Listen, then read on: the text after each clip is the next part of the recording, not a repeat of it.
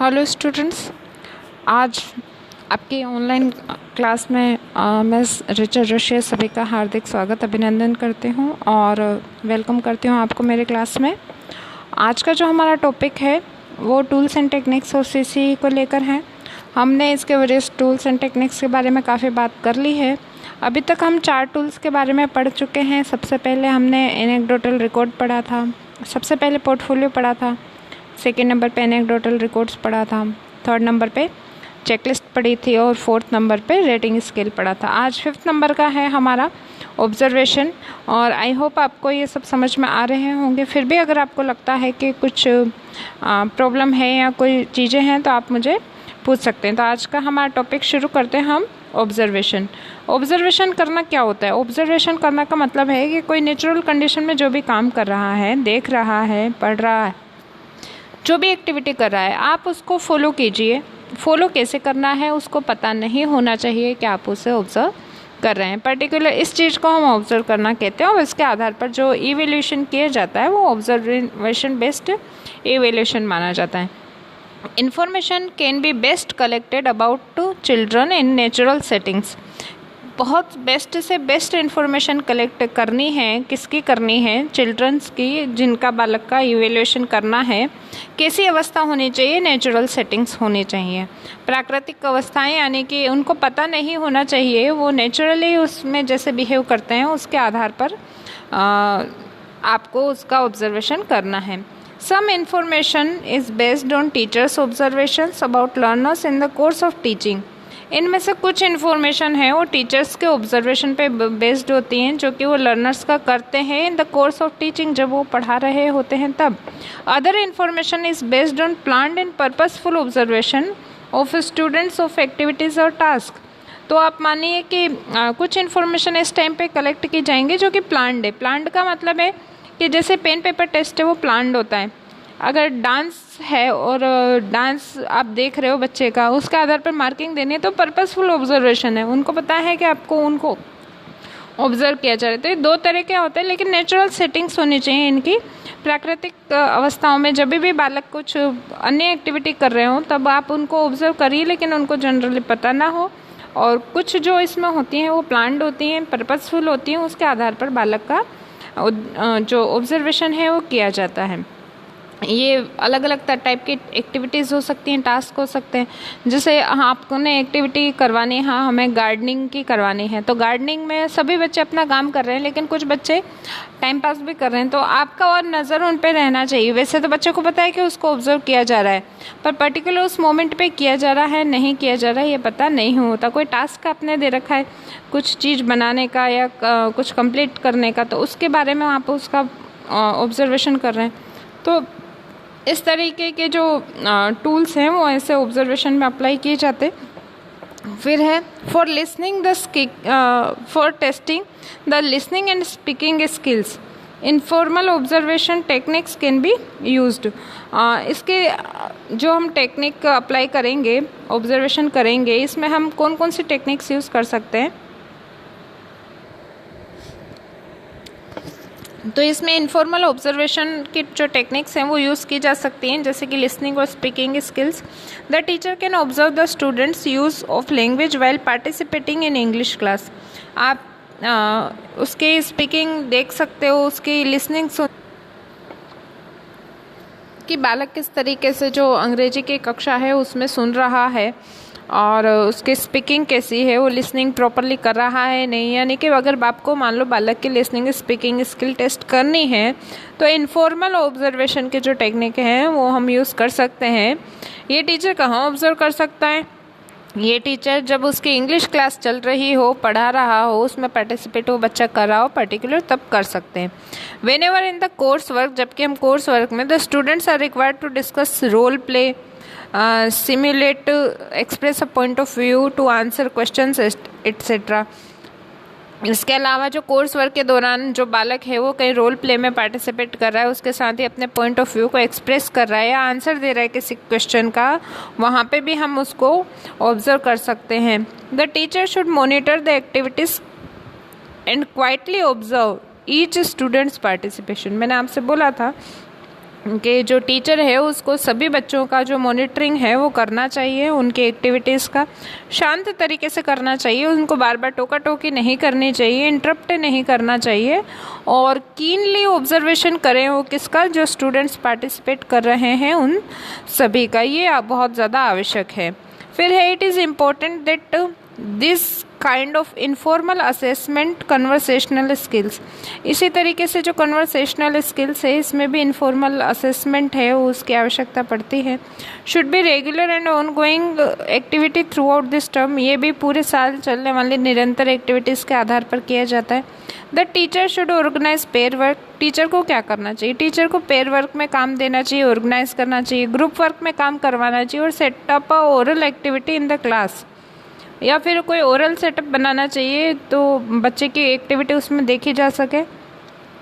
So as given opportunity to the students engage in oral activity, और इसके आधार पर हम बालक को क्या करेंगे, ओरल एक्टिविटी में एंगेज करने की कोशिश करेंगे। यानी कि आप देखिए कि कौन सा ऑब्जर्वेशन करना है, उसके अनुसार की परिस्थितियाँ आपको गठित करनी पड़ेंगी।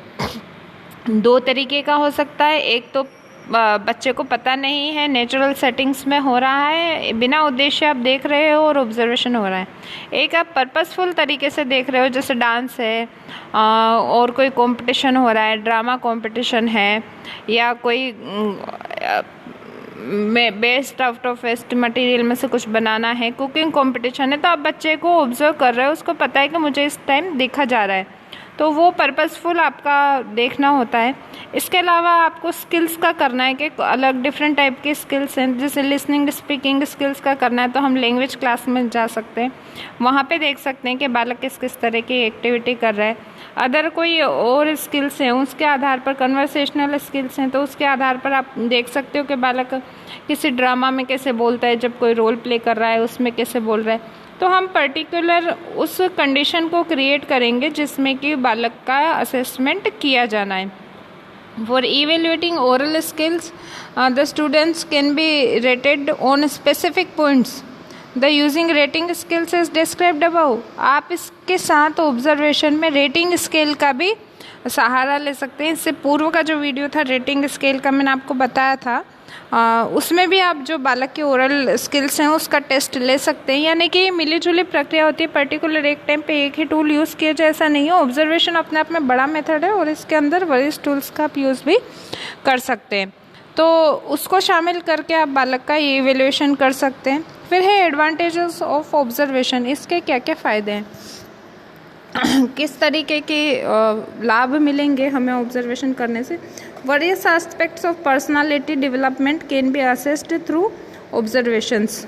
और यहाँ पे जो डिफरेंट टाइप की पर्सनालिटी होती है, जो अलग अलग भिन्न भिन्न जो बालक हैं उनके व्यक्तित्व को असेस किया जा सकता है, किसके माध्यम से, ऑब्जर्वेशन के माध्यम से। यहाँ पे लास्ट में क्वेश्चन मार्क नहीं आएगा, फुल स्टॉप पे। वेरियस एस्पेक्ट्स, बहुत विभिन्न तरीके जो पर्सनालिटी डेवलपमेंट के हैं उनको असेस किया जा सकता है ऑब्जर्वेशन के माध्यम से। Can be used to assess individuals as well as groups. इसमें हम पर्टिकुलर किसी एक बच्चे का या एक से अधिक बच्चे जो ग्रुप में होते हैं उन सभी का हम जो कह सकते हैं कि ऑब्जर्वेशन कर पाते हैं। पर्टिकुलर एक समय एक ही बच्चे का हो रहा है ऐसा ज़रूरी नहीं है। अगर ग्रुप एक्टिविटी है तो ग्रुप में होगा, पेयर एक्टिविटी है पेयर में होगा। ग्रुप एक्टिविटी में भी पर्टिकुलर कौन सा बच्चा ज़्यादा अच्छा कर रहा है उसका होगा। रेटिंग स्केल के आधार पर कर लेंगे हम, कोई चेकलिस्ट है उसके आधार पे भी आप ग्रुप का कर सकते हो। तो अलग अलग टाइप से टूल्स और टेक्निक्स यूज़ करके हम ऑब्जर्वेशन करते हैं। फिर क्या है third one, assessment can be made during varying time periods. अलग समय पर अलग तरीके से बच्चों के असेसमेंट किए जा सकते हैं, अलग अलग टाइम पीरियड पे किए जा सकते हैं। जैसे कि खेल कूद के पीरियड में हो रहा है, म्यूज़िकल पीरियड में हो रहा है, जो असेंबली है, प्रार्थना सभा हो रही है उसमें हो रहा है, कोई को करिकुलर एक्टिविटीज़ में हो रहा है, अगर आप देखें तो एग्जामिनेशन हॉल में हो रहा है। हर जगह हम बालक का कहीं ना कहीं किसी न किसी प्रकार से ऑब्जर्वेशन करते रहते हैं। तो ऑब्जर्वेशन अपने आप में बहुत विस्तृत टेक्निक होती है।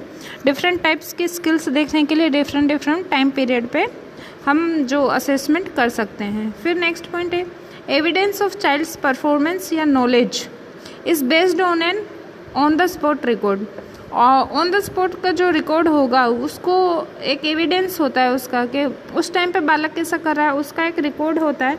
ऑन द स्पॉट वो ले लिया जाता है और वो एक एविडेंस का काम करता है कि बालक की परफॉर्मेंस कैसी थी या उसकी नॉलेज कैसी थी। सपोज़ करो कि क्विज कंपटीशन हो रहा है, अब उसके टाइम पे ही जो जितने बालक उत्तर सही दे रहा है उस पर ऑब्जर्व किया जा रहा है कि इतने लिखे जा रहे हैं उसको, और मार्क कितने गेन करेगा, कौन सा ग्रुप पर्टिकुलर, उसके बारे में विश्लेषण किया जा रहा है। तो ये ऑन द स्पॉट रिकॉर्ड है, ऑब्जर्वेशन के थ्रू से हम मेंटेन कर रहे हैं कि कौन बालक इसमें जीत रहा है, कौन बालक आगे आ रहा है। पर्पसफुल है, पता है बच्चों को कि हमें ऑब्जर्व किया जा रहा है, हमसे पूछा जा रहा है, तो क्वेश्चन आंसर मेथड के थ्रू ऑब्जर्वेशन किया जा रहा है। टाइम पीरियड अलग हो सकता है, टूल्स अलग अप्लाई हो सकते हैं, लेकिन किया जा रहा है observation. Over time detailed observations of behavior as well as interest, challenges, patterns, trends emerged which allow teachers to create comprehensive picture या comprehensive view of a child। और पर्टिकुलर पूरे के पूरे समय में जो टीचर्स हैं उसके द्वारा सिर्फ बच्चों का बिहेवियर ही नहीं बल्कि उसके इंटरेस्ट क्या हैं, चैलेंजेस क्या हैं उसके सामने, किस तरह के पैटर्न, किस तरह का ट्रेंड वो इमर्ज कर रहा है अपने आने वाले बच्चों के लिए।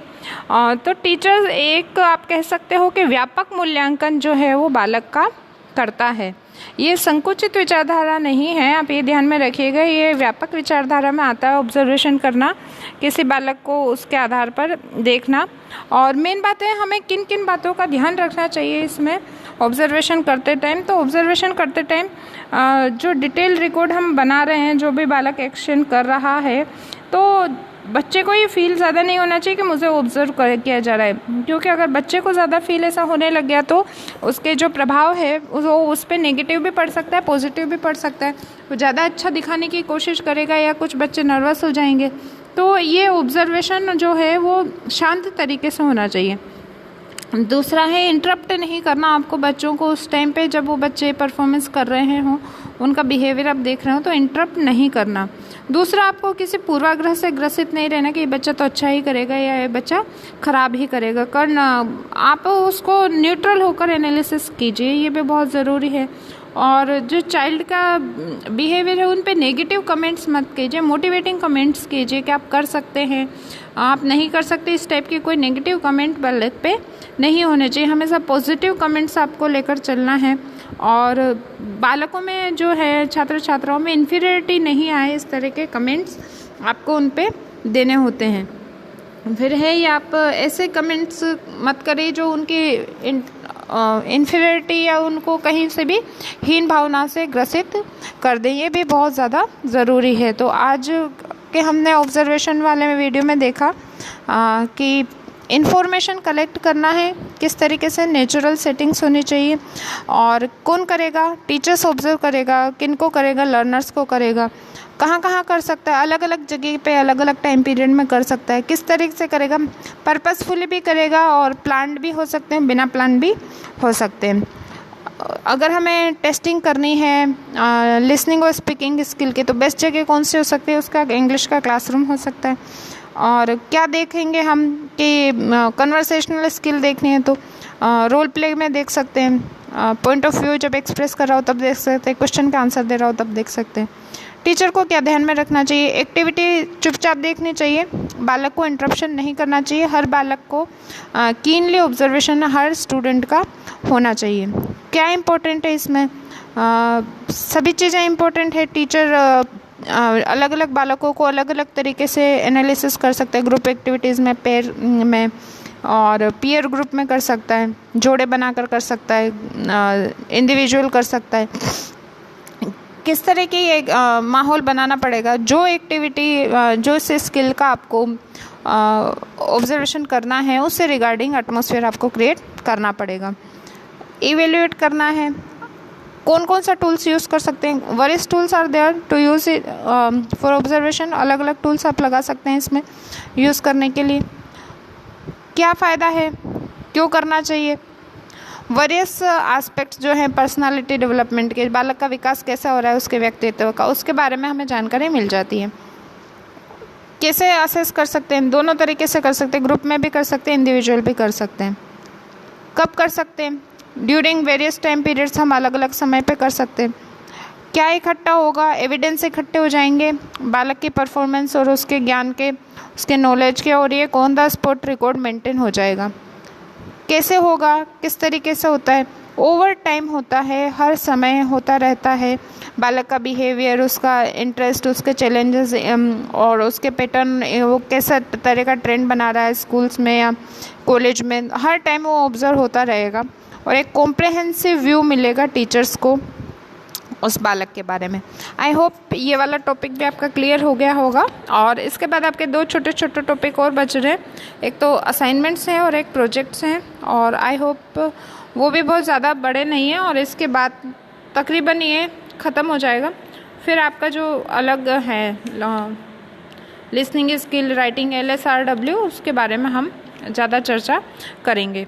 और आज का वीडियो आप लोगों को समझ में आ गया होगा, जो भी हमने पढ़ा था क्या था, किस तरह से टूल्स एंड टेक्निक्स काम करते हैं, ये सब आपका क्लियर हो गया होगा। और इससे ज़्यादा जो जानकारी अगर आपको चाहिए या आप कुछ पूछना चाहते हैं, आपके कोई क्वेश्चंस या क्वेरीज हैं, तो आप मुझसे संपर्क कर सकते हैं। आज के वीडियो में इतना ही। Thank you.